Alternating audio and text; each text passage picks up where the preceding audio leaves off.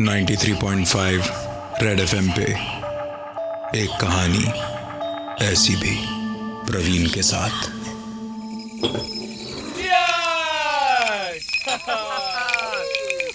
पलाश, विक्रम और राजीव बहुत सालों के बाद मिले थे।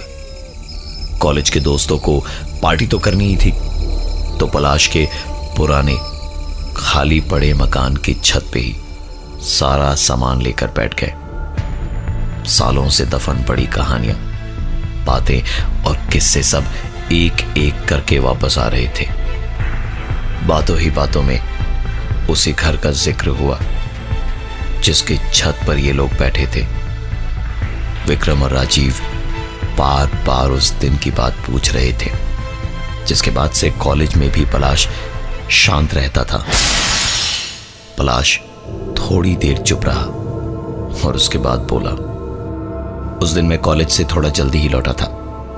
तुम दोनों टूर्नामेंट खेलने दिल्ली गए हुए थे। मेरी तबीयत भी ठीक नहीं थी, तो मैंने सोचा कि घर जाके आराम कर लूंगा। घर पहुंचा तो देखा चारों तरफ भीड़ लगी थी। इसी घर में नीचे वाले माले पर वर्मा अंकल, उनकी बीवी और उनकी बेटी सोनाली रहते थे। मुझे गेट के बाहर से ही वर्मा आंटी के चिल्लाने की आवाजें आ रही थी।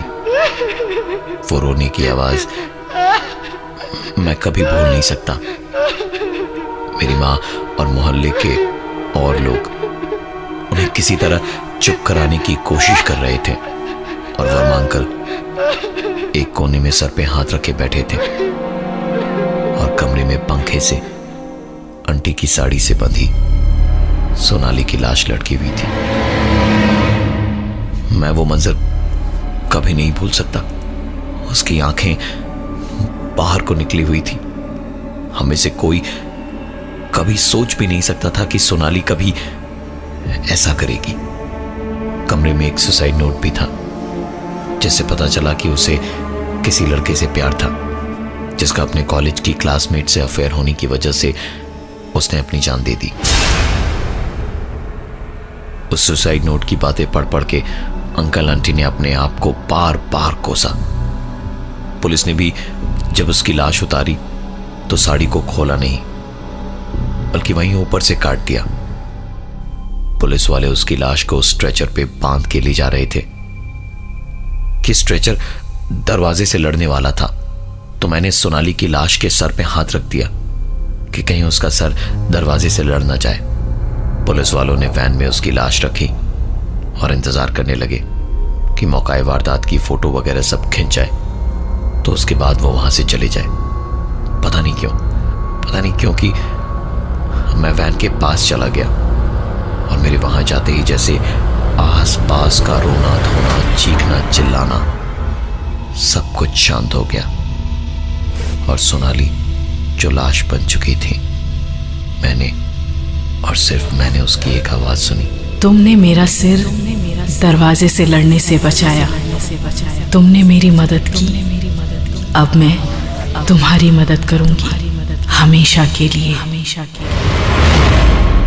मैं तो उन 10 सेकंड में ही ठंडा हो गया था। जब मुझे होश आया तो मैं अपने बिस्तर पे लेटा था और मेरी माँ रोई जा रही थी। श्राद्ध हो जाने के कुछ दिन बाद वर्मा अंकल और आंटी इस घर को हमेशा हमेशा के लिए खाली करके चले गए, और हम लोग भी एक दूसरे घर में शिफ्ट हो गए। ये घर कई बार किराए पे देने की कोशिश की, देखने बहुत लोग आए, लेकिन इस घर में आज तक कोई नहीं टिका। और आज भी उस कटी हुई साड़ी का टुकड़ा वहीं से लटका हुआ है।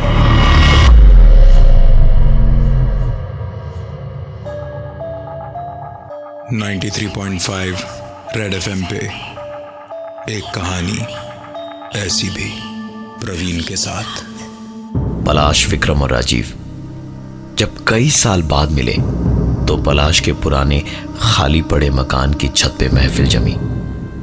उस घर में कई साल पहले सोनाली ने अपनी मां की साड़ी से लटक के सुसाइड किया था, और पलाश ने बताया कि उस साड़ी का बंधा हुआ टुकड़ा अभी भी वहीं है।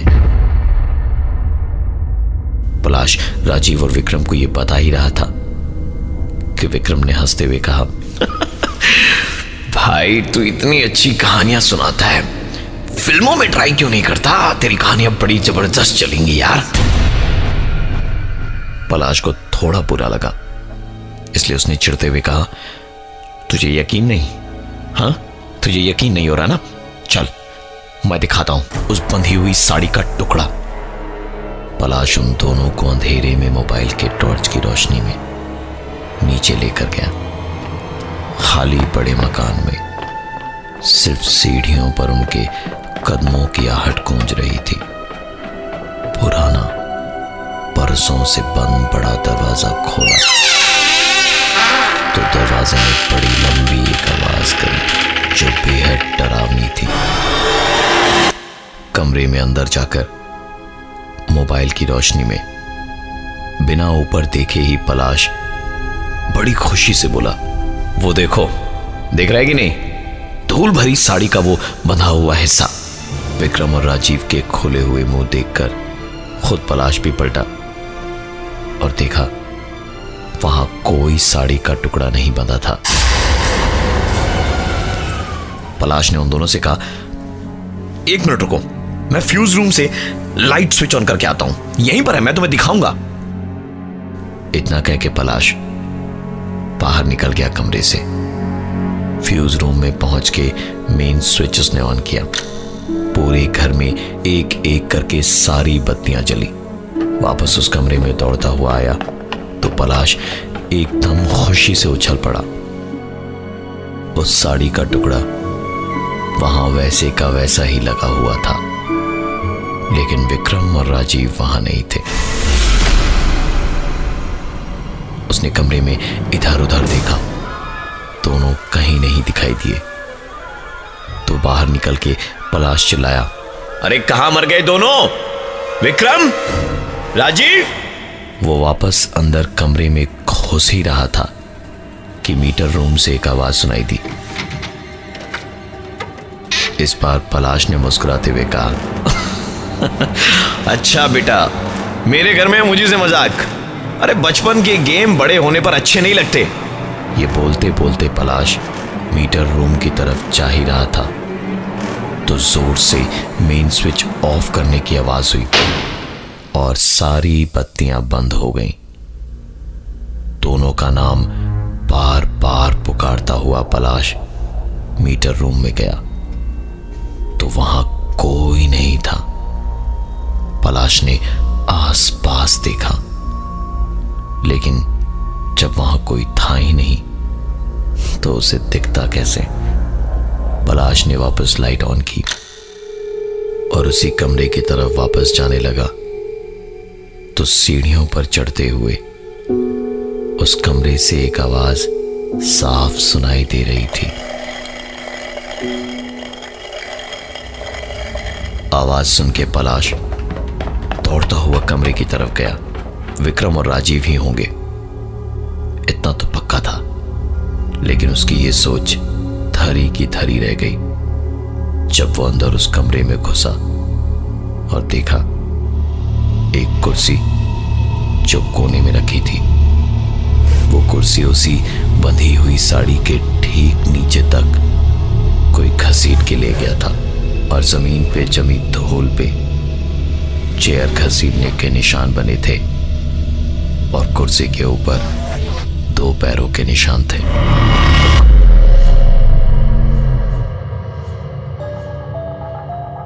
.5 रेड एफएम पे एक कहानी ऐसी भी, प्रवीण के साथ। पलाश जब कई सालों के बाद अपने दोस्त विक्रम और राजीव से मिला तो अपने ही खाली मकान की छत पर बैठकर उसने सबके साथ पार्टी करने की सोची, जहां सब कुछ एकदम से धीरे धीरे बदलते गया।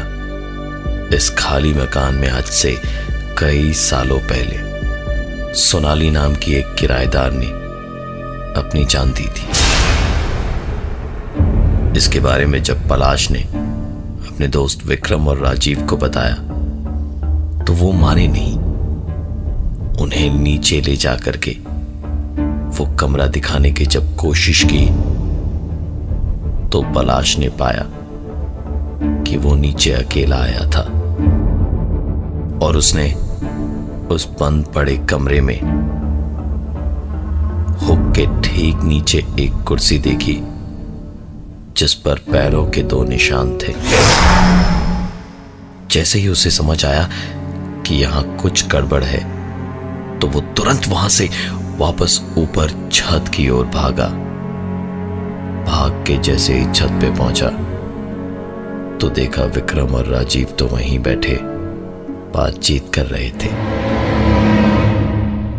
पलाश एकदम गुस्से में उनसे बोला, मैं कब से तुम दोनों को नीचे ढूंढ रहा हूं और तुम दोनों मुझे वहीं छोड़ करके यहां ऊपर गप्पे मार रहे हो। विक्रम और राजीव ने एक दूसरे का चेहरा देखा और फिर दोनों ने एक साथ ही पलाश को देखा और देखकर विक्रम ने कहा, तू पागल तो नहीं हो गया है? हम लोग तो यहीं बैठे हैं कब से, तू ही अचानक नीचे गया।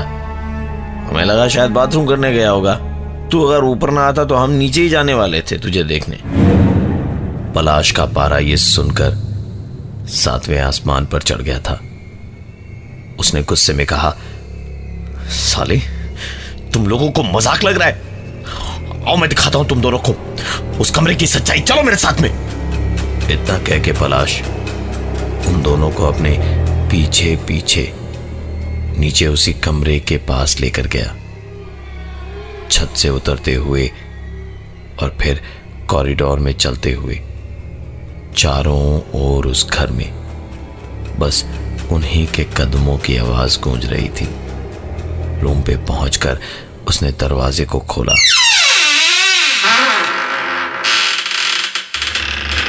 और कहा, वो देखो वो साड़ी का टुकड़ा जिससे लटक के सोनाली ने अपनी जान दी थी। और इतना कह के पलाश पीछे पलटा और देखा उसके पीछे वहां कोई नहीं था। वो सामने वापस घूमा, कमरे में चेयर ठीक, कोई साड़ी का टुकड़ा नहीं और उसके पीछे दोस्त नहीं। छत की ओर देखा तो वहां से भी कोई आवाज नहीं आ रही थी। चारों ओर खूब अंधेरा और सन्नाटा ही सन्नाटा। पलाश छत से आती हुई हल्की रोशनी के सहारे ही छत की ओर दौड़ा।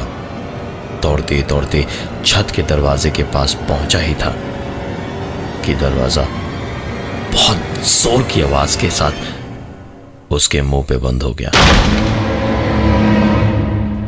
पलाश छत का दरवाजा पागलों की तरह खटखटाता रहा लेकिन कोई फायदा नहीं हो रहा था। इसी पागलपन के बीच उसे कुछ सुनाई दिया, पलाश, जिससे उसका ध्यान टूटा। पलाश, विक्रम और राजीव पलाश, उसे पुकार रहे थे। पलाश वहां से दौड़ के उसी तरफ भागा जहां से यह आवाज आ रही थी। इस वक्त पलाश वापस उसी कमरे तक पहुंचा जहां सोनाली ने आत्महत्या की थी। वहां जाकर देखा तो कुर्सी वापस पंखे के हुक के नीचे थी। हुक पर साड़ी का टुकड़ा बंधा हुआ था। कुर्सी पर किसी के पैरों के निशान थे और पूरे कमरे की दीवारों पर लिखा था मिस्ड यू। और एक आवाज बार बार उसके बाएं से दाएं कान में गूंज रही थी। मैंने मना किया था ना, किसी को मत बताना, मेरे बारे में किसी को मत बताना, किसी को मत बताना, मेरे बारे में किसी को मत बताना, मेरे बारे में किसी को मत बताना।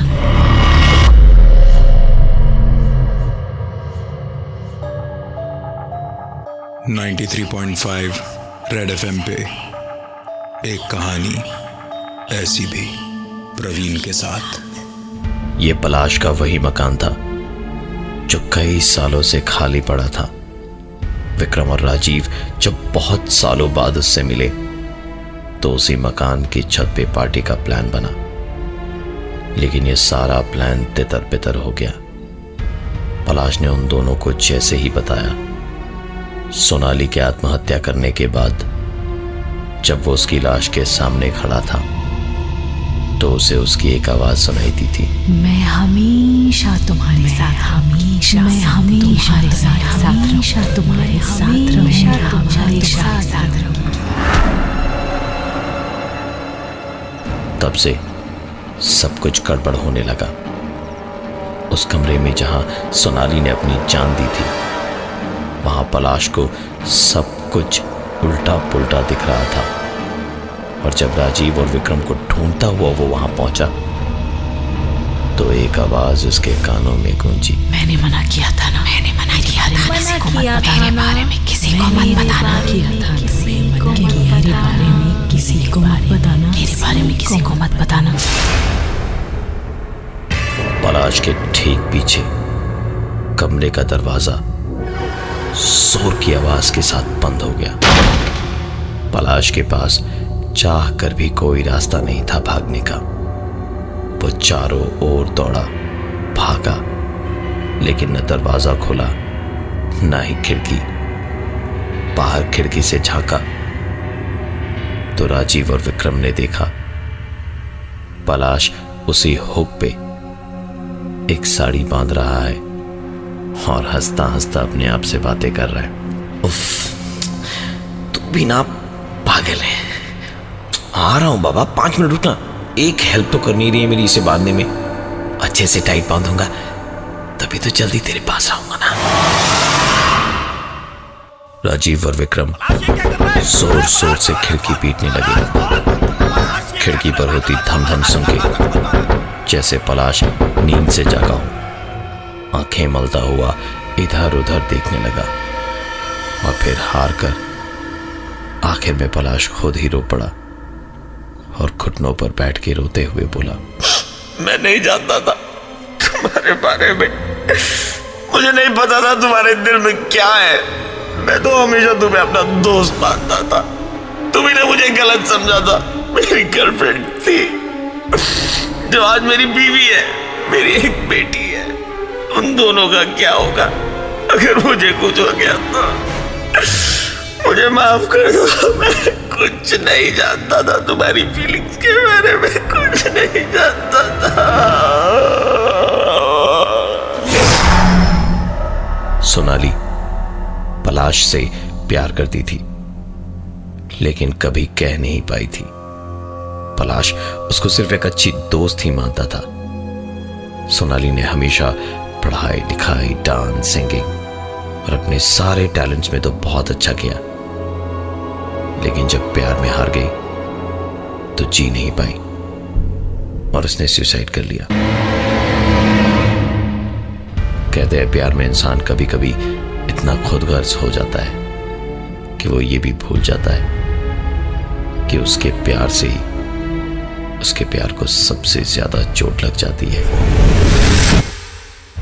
पलाश की दिमागी हालत आज की तारीख में सही नहीं है।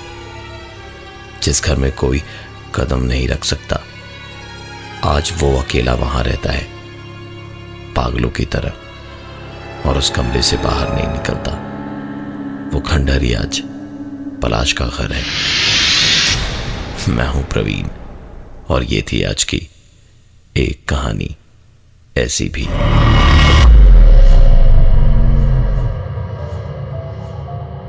93.5 रेड एफएम पे एक कहानी ऐसी भी, प्रवीण के साथ।